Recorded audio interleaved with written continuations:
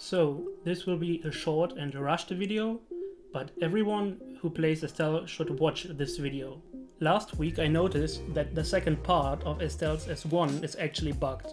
Reason told me that this problem actually exists since the release of Estelle. I will now show you some clips of the huge problem that Estelle actually has.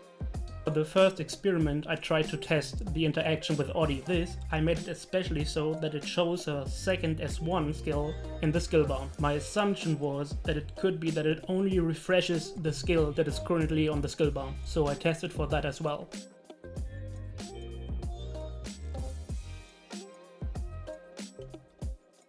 As you can see, nothing happened.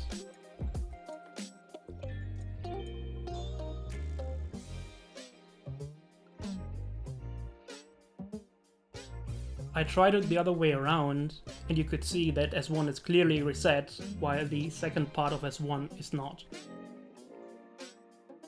After this, I also tried to use Priscilla, but the result is clearly the same. After this, I tested Estelle on the training dummy. The first test is without any form of cooldown reduction, the second one is with pocket watch, and the third one is with TM gear cooldown reduction.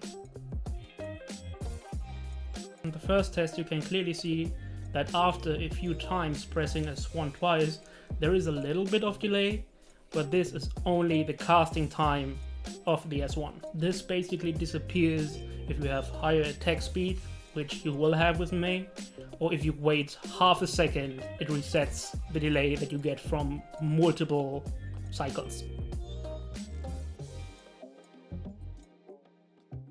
In the second test I used my 3-star pocket watch, and after a few cycles of double S1 you can see that there is a huge delay between the skills. So even if you're able to cast your S1 earlier, sometimes you lose that time while waiting for the other part of the skill anyway.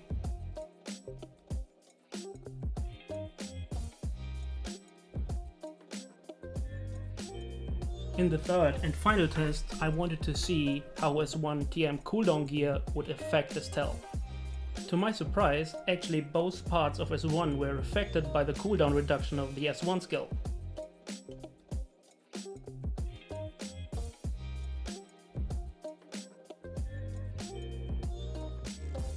Because this interaction doesn't show any kind of consistency between multiple sources of cooldown reduction, this is clearly a bug.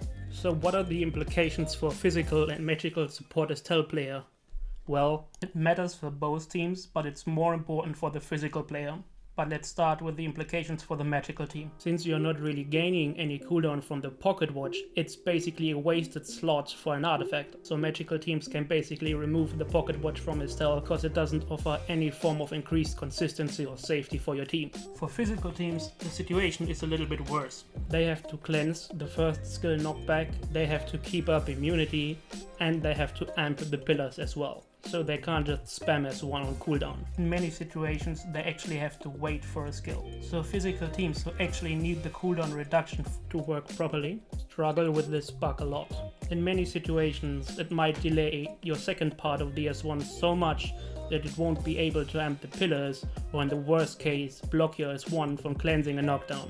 So the solution for magical teams is just to remove the pocket watch because it doesn't help at all, or I would still recommend to use at least one cooldown S1 TM gear piece to be 100% safe.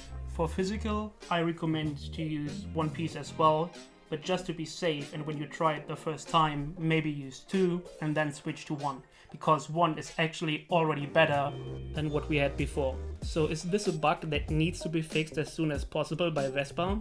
Well, it might surprise you, but the answer to this is actually no. Of course bugs should be fixed, but it won't change anything to the future playstyle of Estelle. Once the new artifact with the crit damage buff is accessible to every team, people will start struggling to find slots for all the artifacts needed.